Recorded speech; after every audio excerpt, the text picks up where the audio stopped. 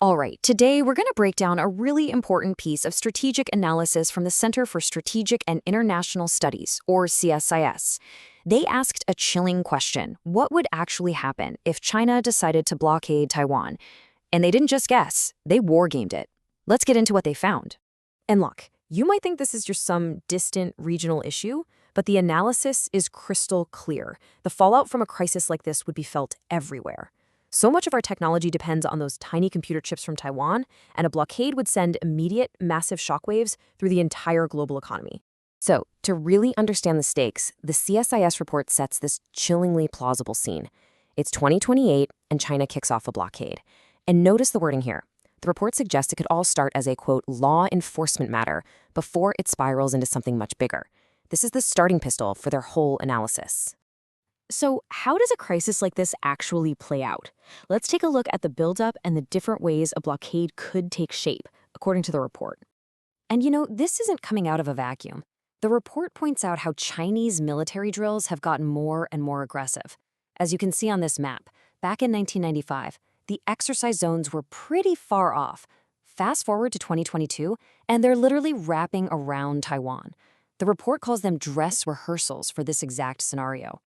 So that begs the question, right? How in the world can you analyze a conflict that hasn't even started? How do you game out a war before the first shot is fired? Well, that's exactly what the team at CSIS did. This wasn't just some theory on a whiteboard. They ran 26 different, highly detailed war games, playing out various versions of a blockade just to see what would happen. That's how they got the data for their analysis. And the heart of their whole analysis is this thing called an escalation matrix. Just think of it like a ladder of conflict. It lays out what China might do on one side and all the possible responses from a US-led coalition on the other. It's basically a framework for seeing how a small incident could climb that ladder into a full-blown war.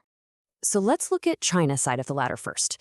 Their options go from level 1, which is a simple boarding action using something like their Coast Guard, all the way up to a terrifying level 4, a wider war that would mean attacks on Taiwan itself and maybe even US and Japanese forces. And on the flip side, here are the coalition's response levels. It could start with Taiwan just defending its own waters, but it could escalate all the way to the US attacking targets on the Chinese mainland. By mixing and matching these two ladders, the war games could explore dozens of different ways this could all go down. Okay, so they ran these simulations 26 times. What did they actually learn? Well, the report boils it all down to 5 critical takeaways. And honestly, they're pretty sobering.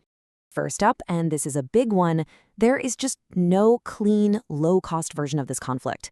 The war games made it painfully clear that even at the lowest rungs of that escalation ladder, we'd be looking at thousands of casualties.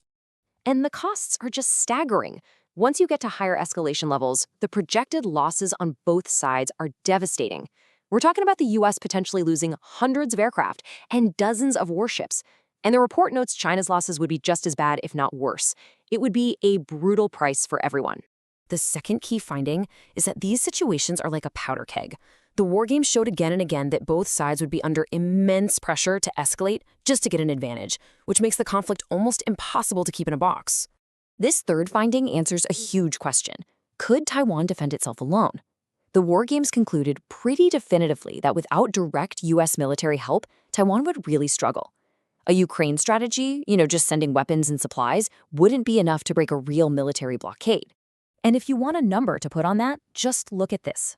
The report found that even with Taiwan's military going all out, Chinese submarines and mines, by themselves, could destroy 40% of all ships trying to get to the island. That's a staggering loss of vital supplies. And that leads us straight to the fourth finding, which zeroes in on Taiwan's greatest weaknesses in a long fight: simply keeping the lights on and getting ships safely into port. The report lays out this terrifying countdown. Without any resupply ships getting through, Taiwan's energy reserves would vanish. Natural gas? Gone in just 10 days. Coal would last 7 weeks. Oil? Maybe 20. The clock would start ticking the second a blockade begins. But the final finding kind of flips the script. As bad as things look for Taiwan, the analysis shows that for Beijing, this is a massive, high-stakes gamble.